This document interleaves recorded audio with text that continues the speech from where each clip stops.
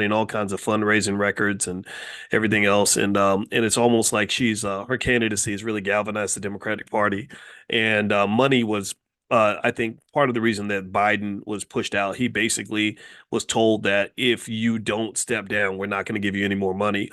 And so now Kamala is has taken his place, and apparently it's working. I mean, she's just bringing in the bread like none other. And in fact, I think that they raised over $100 million since she took over, which I think is great for them for sure. And money is really important in politics. One of the things about money, and this is one of the things that I want you to just keep in mind is that money kind of drives everything. Especially in American politics. And part of the reason that if you feel as a black voter that you don't really get paid attention to and that they seem to do things for other people and not you, a lot of it's because we've been falsely led to believe that votes matter as much as money. That literally, if you're the one who's providing the votes, that you are the important commodity, you're the one that matters. And that's not the evidence I've seen. The evidence I've seen is that the money is used to buy the votes. The money is used for advertising. So you don't serve the people giving you the votes because those people are just commodities that you actually purchased in the minds of the politician. You actually you serve the people that give you the money to get the votes. So if I have a chicken farm and someone gives me money to buy a bunch of chickens that I then serve and sell at KFC, I'm not here to honor the chickens. You honor the person who gave you the money to buy the chickens. Do you understand? So I would encourage you to really understand this is why Black economics I think is so important. And and as Kamala Harris raises money, one thing that's also interesting is um, I saw someone who was sort of comparing the way Kamala would speak to, say, the Jewish community and APAC and Zionists, Israel and stuff like that, versus how she would speak to the black community. And so when she spoke to the black community, she said, "Well, it's not like I'm gonna sit here and do something solely for black people or something just for black people." But then when she spoke to the people that represent APAC, it was kind of a different tone. It was like, "Yeah, this is what we're going to specifically do for you." And I think that the difference is that one group provides votes, the other group provides money that buys votes. So just kind of know that this is how the political game works. One of the things about politics that's really interesting is that if you were to take the money out of politics, you'd have a much better political system. The fact that money is so wrapped up in American politics, I think, is one of the problems that we have that kind of holds our country back. Now, if you have a question and you're inside the Zoom, go ahead and put your question in the Q&A section. I will answer any and all financial questions you guys have. Based on what I'm looking at right now, the market looks pretty strong. It looks like it's kind of another good day. As I look at CNBC, I think I saw something where the market was up a little bit today. And here's an article I'm going to read to you and kind of give some context on this in terms of where the economy is going. It says here the June home sales slump, pointing to a buyer's market as supply increases. So home prices are going down slightly this month, and they said that the sales of previously owned homes dropped 5.44% in June compared with May. Inventory, meaning the supply of homes, jumped 23.4% from a year ago to 1.32 million units at the end of June, coming off record lows, but still just a 4.1 month supply. The median price of an existing home sold in June was $426,900. How many of y'all think that's crazy? That the median price of a house is now over $400,000. That's insane. And just to give you like a little strategy, a little income strategy, and I've done this in our prime class where we talk about how to generate income from stock options. I said, well, what if you just, what if you're instead of buying a house, what if a person instead of buying a house and using it, say, as rental property, what if you bought, say, I don't know, 1,400 shares of Coinbase stock or something, let's say 1,500 shares, which would cost a little bit more than the price of a home in less than that if you use margin. I said you do know that you can sell the options on the Coinbase stock each month and make maybe $12 or $13 a share, which would come out to I want to say $15,000 to $20,000 a month. A lot of people don't know that. A lot of people don't know that you could sell stock options and generate far more income than you could by doing rental property. So if you want to join that program, feel free to go to drboyceprime.com. A lot of you are in the program and I think you like it. And that's pretty much what we talk about is like where the money is. So the URL is drboyceprime.com, drboyceprime.com. All right. So I read Trump apparently wants a refund on money spent campaigning against Biden. Yeah, he probably does. Trump is a funny guy. That's all I'll say about that. Would you buy or sell Microsoft and CrowdStrike? I like Microsoft. I don't know how I feel about CrowdStrike because I think that the way the whole airline situation went, and I was in the middle of it. I flew a Delta flight. It was KLM, I guess, which is an international extension of Delta or something. I remember the word Delta being used, and I remember being concerned when I was coming back from Amsterdam that a lot of the Delta flights have been grounded as a result of what happened with Microsoft and CrowdStrike. So I get a sense that the world looks at that outage as CrowdStrike's fault.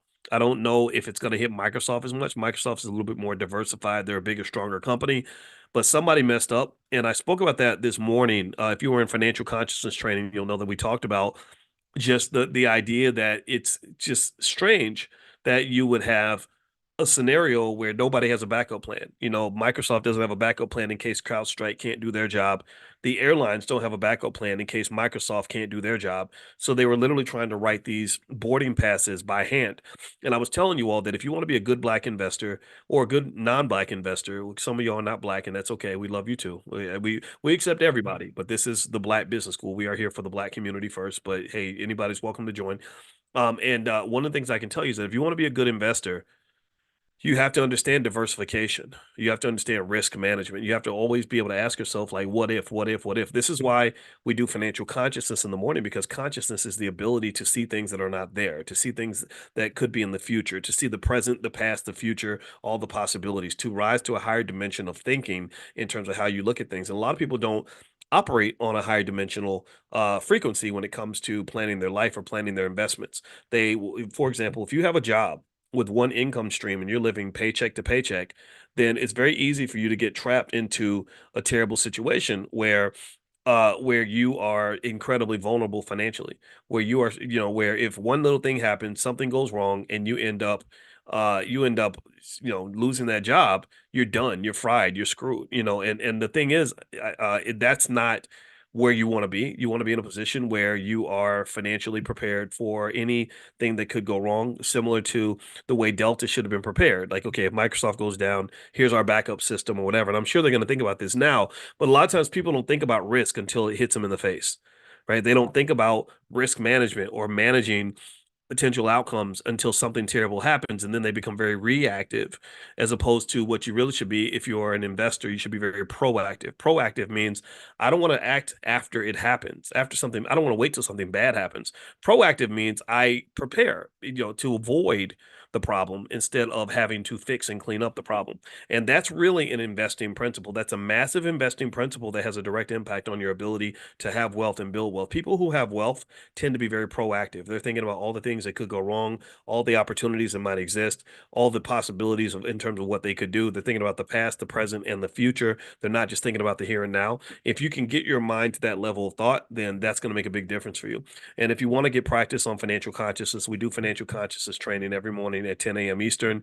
Just text the word morning, MORNING, to 87948, and I'll invite you. I'll send you an invitation to the private Zoom. Text morning to 87948. All right, so let me read a little bit more. Okay, so we talked about housing sales. Housing sales have dropped this month, which is interesting because that's a more of a deflationary kind of issue. If prices and sales are declining, that kind of says the economy is slowing down a little bit. This opens the door for the Fed to possibly lower interest rates, which they will. The thing about inflation, though, is it's very important to know the difference between deflation and disinflation. Deflation is when prices go down. Deflation is when the price of your groceries drops and the price of cars and the price of houses drop. You're not going to get deflation. You don't even want deflation. Deflation means you have a terrible economy, bad things are happening. You're not going to get deflation. You're going to get disinflation. Disinflation means that you still have inflation. It just means that it's not as bad as it was before, right? So that means that instead of prices going up by 8%, prices are going up by 1 or 2%. Disinflation is what they're aiming for. They're not aiming for deflation. So prices are not coming down. They're not coming back to where they were. It will never be 2019 ever again, no matter how long you live or how long you wait. And this is one of the interesting dynamics of the economy that you should keep in mind. So when you look at the average home price being $426,000, I don't know about you, how many of y'all remember a time where a $400,000 house was a big deal? Does anybody remember, any other old heads in here that remember when having a $400,000 house means you were doing pretty good? I don't know if anybody else remembers that. I know I do. I remember when having a $400,000 house meant you were balling. Like that was a dream. And so now to be in a world where the average house is over $400,000 is absolutely crazy. That is just a strange economy that I've never thought I would live in, and it's one that concerns me a little bit. Because I don't think wages are matching that. I don't think that Americans' wages are going up at a rate that would justify the average person spending $400,000 on a house.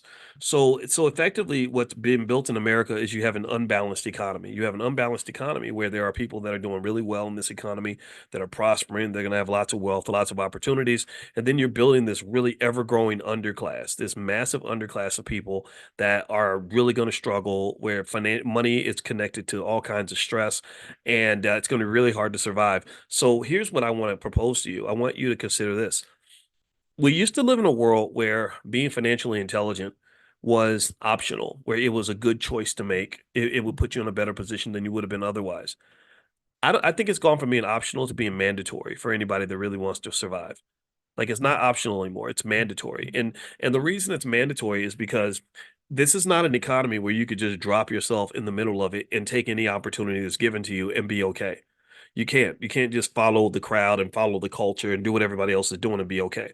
Well, why is that? Well, because the culture tends to lead to jobs that underpay, massive student loans. If you follow the crowd, you're going to end up spending more money than you actually have, going deep into debt to do that. If you follow the culture, you'll end up not saving or investing your money. If you follow the culture, you'll avoid the stock market. You'll avoid other markets that can allow you to grow wealth. So you cannot follow the crowd. You cannot be unconscious in this economy. You must be financially conscious. Everyone must be financially conscious.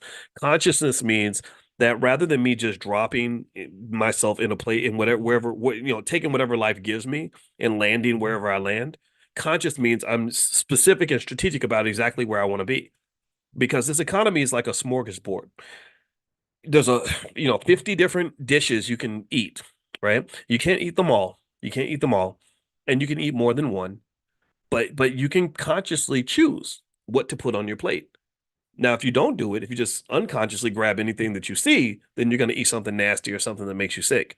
But if you're conscious and you are consciousness means, education and awareness. Okay, I'm educated on the nutritional value of every single dish on this smorgasbord. Awareness means I know where the carrots are. I know where the lettuce is. I know where where the bologna is. I know where the I know where the steak is, right?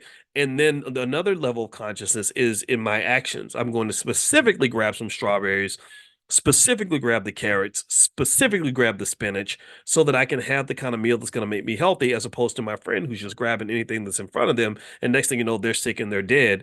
But I'm doing well because we ate from the same smorgasbord where we had different levels of consciousness. Do you understand? So when you talk about your economics and how you build your economic situation, for yourselves and especially for your children, consciousness is absolutely critical. So, what does that look like? Well, that means if I'm a parent and I want my kids to be able to benefit in this economy where most people can't afford a house anymore, I'm going to start investing and saving for them right now, so that by the time they get to adult age and are able to buy property, they'll have enough resources to be able to make that move. Consciousness may mean that I'm going to do what the was it East? It's not. Is it East Asians or East Indians? I can't remember whichever culture. There's a part of the Asian community that has the highest wealth in America, and their average income or something is over 100,000 a year. They have a lot of wealth, and part of the reason they have so much income and wealth is because they're very conscious. They train their children on entrepreneurship, business ownership. They make sure their kids understand how to control assets. There's a part of India that is known for having the wealthiest people just on earth. They came to the United States, and there's one section of India that a lot of them come from, and they found in a study that they own something like 60% of the hotels in the United States. It was some ungodly number. And what they found was that they had a conscious system that they put in place of hotel ownership, how they went about acquiring assets, financing those assets. Is that the Gujarata? I can't pronounce it. Natasha, you got to forgive me. I don't know everything, but thank you, Natasha, for sharing that. Yeah, I'm gonna say Gujarata. The Gujarata Indians own a lot, not because they got lucky or because there was affirmative action or DEI programs or they got a bunch of black jobs. They own a lot of stuff because they were very conscious about building systems and culture around ownership and asset acquisition and also wealth preservation. So you have to be conscious about that. If you don't, then this economy is going to run away from you. I mean, I see people now with car notes over $1,000 a month. Do you know how much wealth you would have if you invested the same amount that some people spend on their car note? So when you watch BET and they get you thinking that you're supposed to spend $800 a month on a car, but you ain't investing nothing, that's an economic death. They're serving you economic poison when they do that to you. Do you know how much 800 or $1,000 a month becomes if you do that for 20 straight years and you grow, you look at compound interest. Now think about it. Let me see. I'm gonna do the math in my head real quick. 1, 2, 3, 4, 750. Okay, let's do. I'm gonna do 750 a month. If you do 750 a month after and you invested randomly, let's say you knew nothing about stocks and all you did was every time you invested, you just bought stocks on the S&P 500. That's all you have to do. You just randomly pick. You pick Tesla, Microsoft, whatever. After about 10 years, that person would have roughly $100,000 in wealth. After 20 years, they'd have roughly $500,000. After 30 years, they'd have roughly $1.2 million.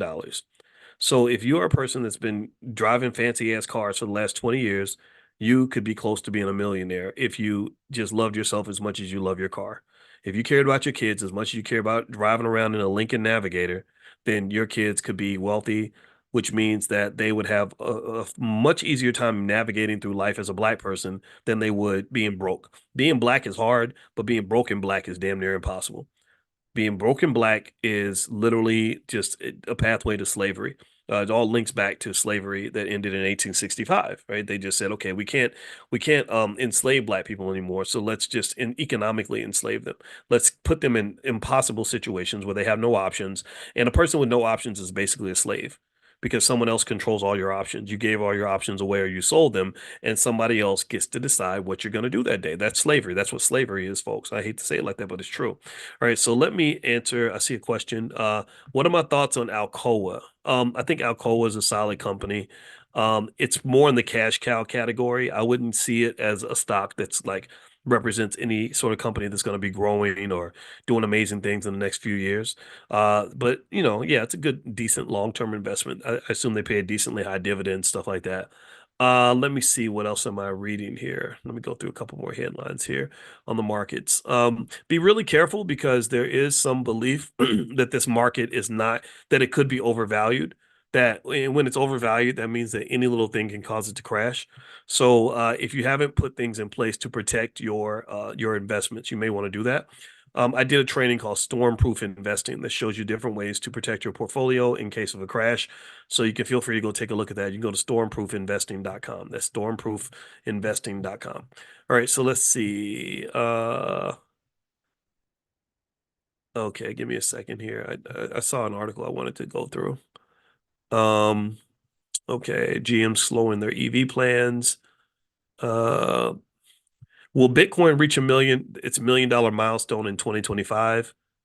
No, it won't. That's BS. It won't hit a million in 2025. I think it'll go up, but it won't hit a million. The Department of Transportation is investigating Delta over the IT outage. Yes, they should. Something needs to be fixed.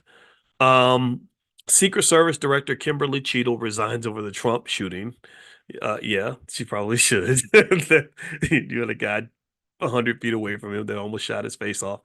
Let's see. Ether ETFs officially begin trading in the U.S. with funds from BlackRock, Grayscale, and more.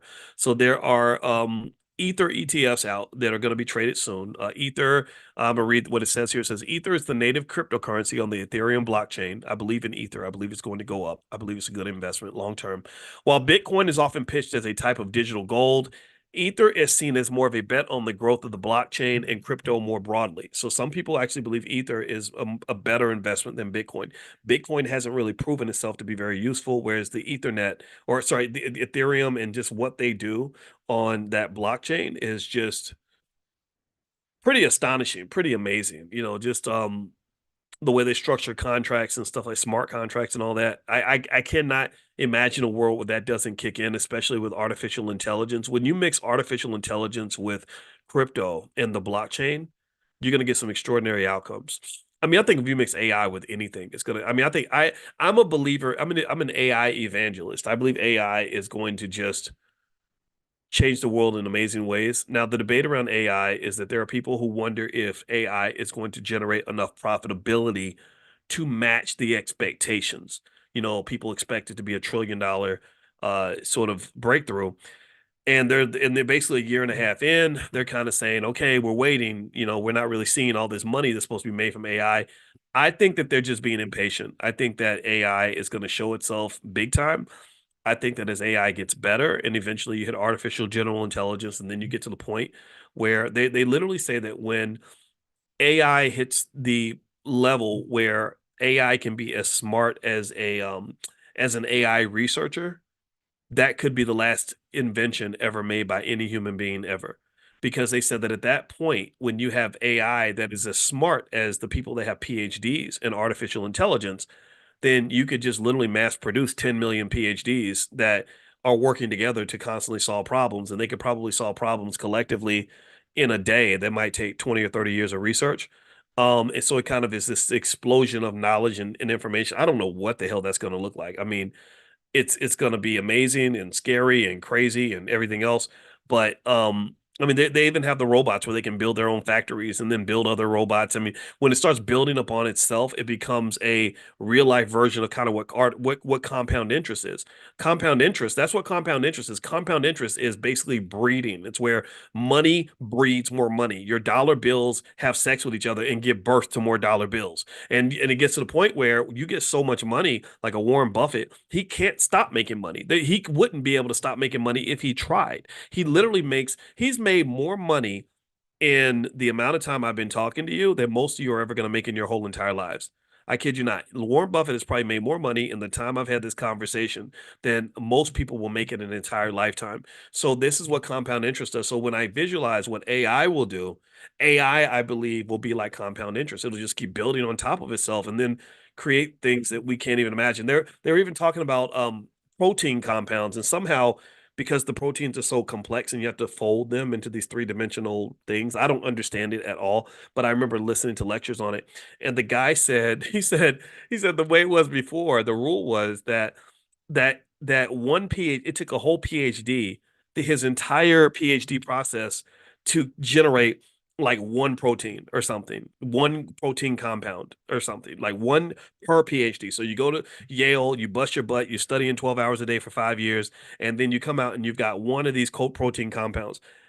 I think they were kind of saying that AI could do like 1,000 of them in an hour or something something crazy. And so they were really talking about this explosion in just the number of drugs, the types of drugs they could create, because the things that used to take years to do can now be done in a day or two, or pretty soon they will be. So AI is going to be big. I don't know what it's going to look like, but I will say that if you want to be safe, I would encourage you to invest in. Well, this is not investing advice, but I'm going to say I'm investing in AI. If you want a list of the AI stocks that I like, just text the word stock to the number 87948. Text stock to 87948. Somebody type 87948 in the chat so everybody can see it. That's the best I can offer you on that. All right, so let's see. Next question. Is Alcoa good for options trading? Asked Christian. You could probably trade options on it or sell options and buy options and all that. I don't personally pick it because it's not a high income generator, but I mean, yeah, if you owned it and you wanted to generate income, you could sell options on it. You could buy options. Every option strategy that you could do that with Alcoa. Just Alcoa is there's nothing special about it from an option standpoint, in my opinion. If you want to see the ones that generate the most income, if you log in at drboyceprime.com, I have a list of what I call Dr. Boyce moneymakers, which is stocks that I specifically picked out because of their income earning potential. Like Marathon Digital is one that's really good at generating income. Like a person could live pretty well if they saved some money and bought some Marathon stock.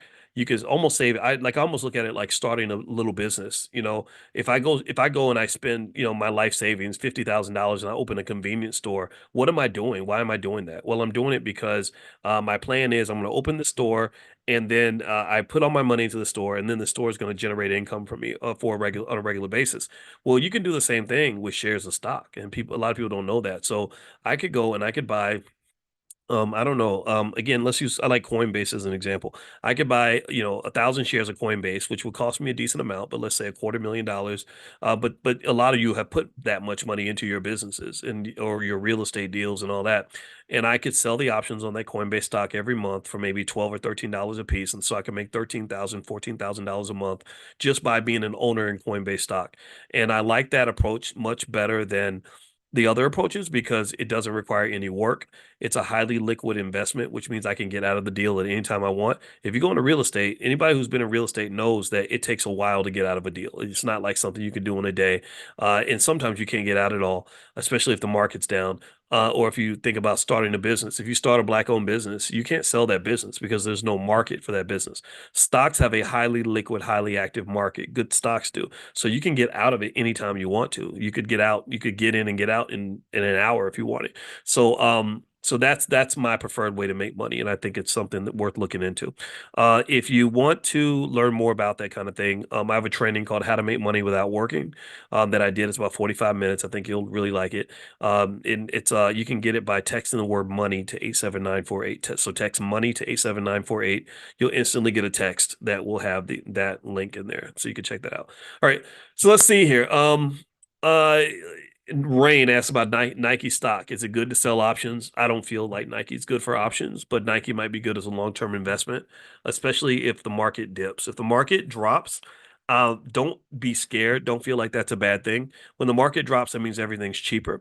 So when the market drops, my thought would be that's an opportunity for you to dig into some of those stocks that you've been wanting. I've been keeping cash to the sidelines because I'm kind of waiting for the market to I'm waiting for the other shoe to fall. I feel like something bad's going to happen this fall. I cannot imagine getting through the fall without us having some sort of market decline or collapse or adjustment or correction. But that's my personal speculation. I could be wrong. So don't follow that as investing advice, but just know this is what I'm thinking about. Michael Ruff, are you more bullish on Ethereum over Bitcoin? No. I'm just bullish on both of them. I like Ethereum more because Ethereum's more interesting. If you look at what they're doing on the Ethereum blockchain, it's pretty fascinating when they get into smart contracts. And I could really see what Ethereum can do to make our society better. I can't really see that with Bitcoin. I see Bitcoin as just this speculative asset that just sits there and you buy it and you hold it and you can't spend it really. It's hard. I mean, you kind of can, but not really. It's not widely usable for purchases and transactions. And you're literally just buying it and holding it and waiting for the price to go up. I don't want to do that. I like investments that you can sink your teeth into and do stuff with it. Like my house is an investment. Our house is an investment, but because it's going up in value, it's gone up a few $100,000 since we've owned it, but I can use it until I sell it. Until I get money from it, I get to do things with it, right? I like investments like that better. I like investments that kind of give you something to do while you're waiting for time to pass. I don't like just buying it and just staring at it, just sitting there waiting for it to go up. That's kind of I don't know. It's kind of I don't know. It's boring to me. I think investing should be fun. And in fact, my thought would be if you start a business, I would say advice, but this is not advice really. It's my perspective would be if you go into business and you're going to spend time working on something, work on something that you care about. Work on something that you love. If it's just about the money, I don't think it's going to last very long because you're not going to be passionate about it. It's going to suck to work on this thing when you're not making money. You may spend years not making any money. But if you love it, then you'll still get a benefit. You'll get a non-financial benefit until the money comes. Do you understand what I mean? So if you're doing investing in a business that is not a passion for you, I would make myself a silent partner or a non-involved investor. Like, okay, here's some money. You go do the thing. You go make it happen. Just send me a check when the money comes in. That's what I would do. I would not want to be having meetings and sitting here talking about something that doesn't interest me. So that's what I would suggest. So with entrepreneurship, it's kind of tough. Like I don't really get it when people say that they're working on 5 or 6 businesses at once, unless those are 5 or 6 things that are connected somehow and they all connect to something that you care about. Because remember, you are important. Your time is important. Your life is important. Your time is precious. It's going to end soon. And so when you give your time to something or someone or anything at all, it should be worth it for you. If it's not worth it for you, then you shouldn't be doing it. That's my belief. Okay. Anybody got any questions before we bounce out of here? I'm going to hit another quick topic and then we're going to go. I have to admit I'm not feeling 100% today. So I think I'm going to go to the doctor and, kind of get checked out. Let's see here. Okay, I'm looking to see what now, most of these stories here about Kamala, she raised all that money. And I'm impressed. I mean, she set records. She actually raised more money than any candidate ever in that amount of time. So Trump's got something to worry about with Kamala. She's coming in hard. Um, Wow. Okay. A Silicon Valley executive had $400,000 stolen by cyber criminals while buying a home. Here is her warning. Let's check this out. This is interesting. So Rana Robillard, chief people officer, I don't know what a people officer is, at software startup Techion, was tricked into sending her life savings to a criminal. What happened to Robillard, a 25-year veteran of tech company, speaks to the increasingly sophisticated nature of cybercrime. Real estate, with its large transaction sizes and frequent use of wire transfers, has proven to be an especially lucrative target for criminals. After a year-long search, Rana Robillard was elated to learn she'd beaten three other bidders for a house in the leafy California suburb of Orinda, just outside of San Francisco. So when Robillard, chief people officer at software startup Techion, received an email in late January from her mortgage broker with directions to wire $398,359.58 in the down payment to JP Morgan Chase, she wasted no time sending the money. After all, the email appeared to be a response to one Robillard had sent her broker asking about final steps before the closing, which was rapidly approaching. But on January 30th, the day she sent the wire, Robillard got what looked like a duplicate request for the down payment, and it dawned on her that she had fallen for a scam, one that would throw her life into turmoil for the next 6 months. To her horror, instead of sending a down payment for her future home to the title company, as she believed she'd done, Robillard had been tricked into sending her life savings to a criminal. That's when I went into a full panic, she said. Which verified the details of her story with the four banks involved. What happened to Robillard, a 25-year veteran of tech companies, including cybersecurity firm HackerOne, she speaks to the increasingly sophisticated nature of cybercrime. Fraudsters are able to penetrate the email systems of mortgage brokers, real estate agents, lawyers, and other advisors, waiting for the perfect moment to strike by sending emails or phone calls that appear to be from trusted parties. Oh my God. Lord Jesus. Oh my God. Holy shit. Real estate, with its large transaction sizes and frequent use of wire transfers, has proven to be an especially lucrative target for criminals. Wires are faster than other forms of payment, typically closing within 24 hours, can handle far larger sums, and are often irreversible, making them ideal for fraud. Scams, including involving fake emails in real estate deals, have exploded over the last decade, rising from less than 9 million in losses in 2015 to 446.1 million by 2022, according to the FBI. Once criminals have a victim's money, they quickly shuffle it to other bank accounts before withdrawing it as cash, converting it into crypto, or exploiting mules to launder the funds, according to Naftali Harris, CEO of anti-fraud startup Centrelink. That's why recovering funds in wire fraud can be so difficult, he added. The faster the fraudster moves it out of the first account, and the more institutions they move it to, the better for them, because it gets murkier and harder to track, Harris said. That's what initially happened to Robillard's funds, which went from a JP Morgan Chase account to one at Citigroup and Ally Bank, according to people with knowledge of her case. Robillard had alerted her bank, Charles Schwab, of the fraud on January 30th. Within days, an official working in the cyber branch of San Francisco of the FBI had this message, quote, "Funds have been located and are frozen," the official said. Okay, so it looks like she got her money back, maybe. After a promising start, or after that promising start, Robillard's frustrations have only mounted. Robillard says she was initially told that her funds would likely be released after 90 days, but as the weeks and months stretched on, there were few updates from JP Morgan, which has taken the lead on the case.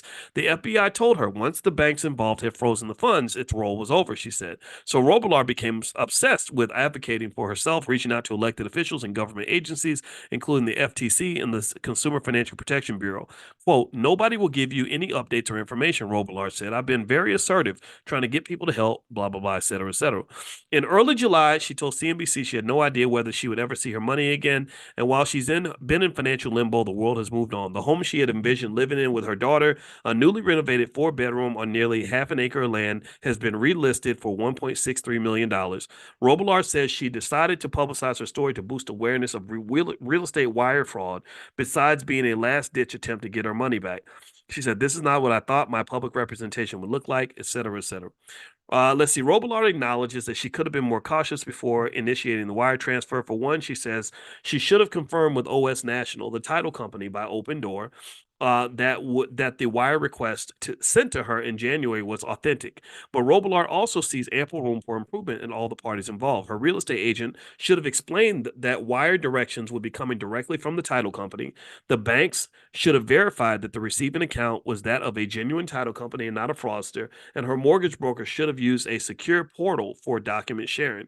In a chain of more than 20 emails seen by CNBC, let's see. Christy Archinger of Compass Mortgage Advisors was just one was sent by the cyber criminal. Okay, so just one email was sent by the criminal. All the other emails were sent back and forth to them. So it looks like to me like the criminal was watching all these emails going back and forth.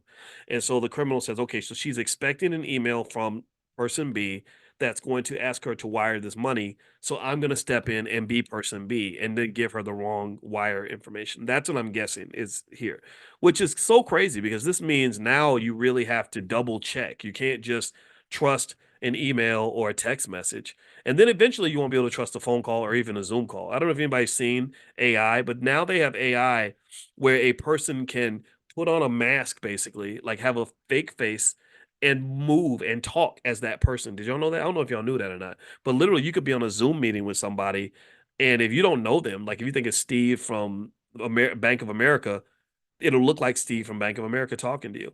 Like I could literally be a white man with blonde hair and blue eyes talking to you right now, based with this AI technology. So it's really getting interesting. Maybe talking on the phone can help and just having them say, I'm sending you the information right now.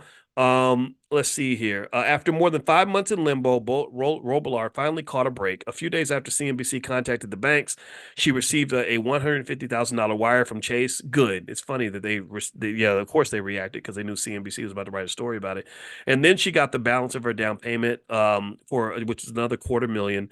And of course, the banks are trying to cover their butts, but this is interesting, right? So maybe we have to go back to the business of doing business in person with people.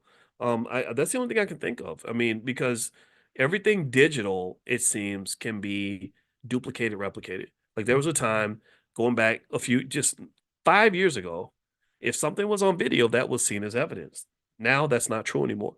Everybody remember when R. Kelly went when that first crazy R. Kelly video came out in 2001, 2002. Everybody knew it was him because he was in that video. I didn't even watch it though. I just took people's word for it because you ain't supposed to be looking at stuff like that. That's nasty.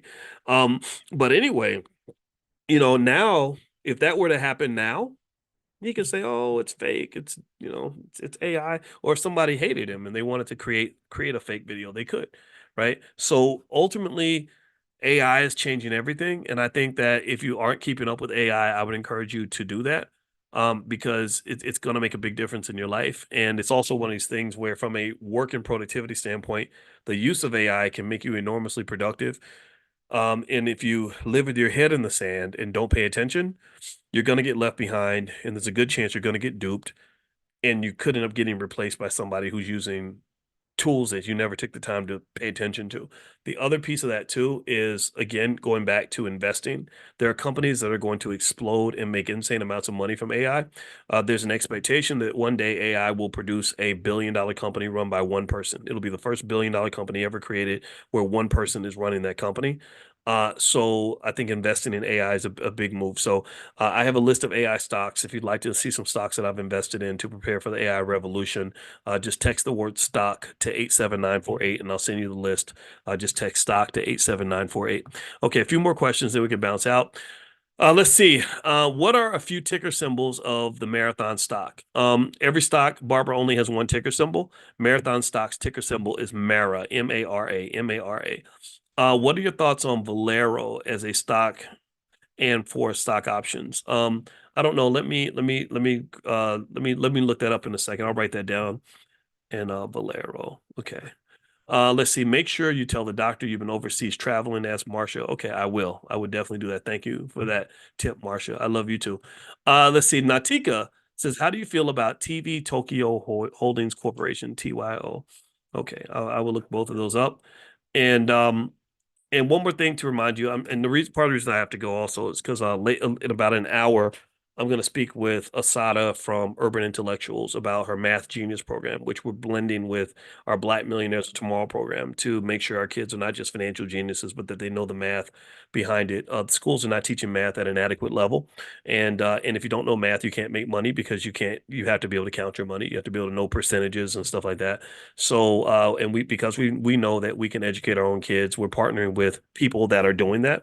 So, Asada is going to come in here about 2 p.m. Eastern, and I'll text you guys the link. If you want to get notified, text the word morning to 87948. These are just different lists you can get on if you want to get information from the Black Business School. So if you text morning to 87948, you'll get an invitation to the afternoon meeting as well as our Money in the Morning financial consciousness training, which we do every single morning, 7 days a week at 10 a.m. Eastern. All right.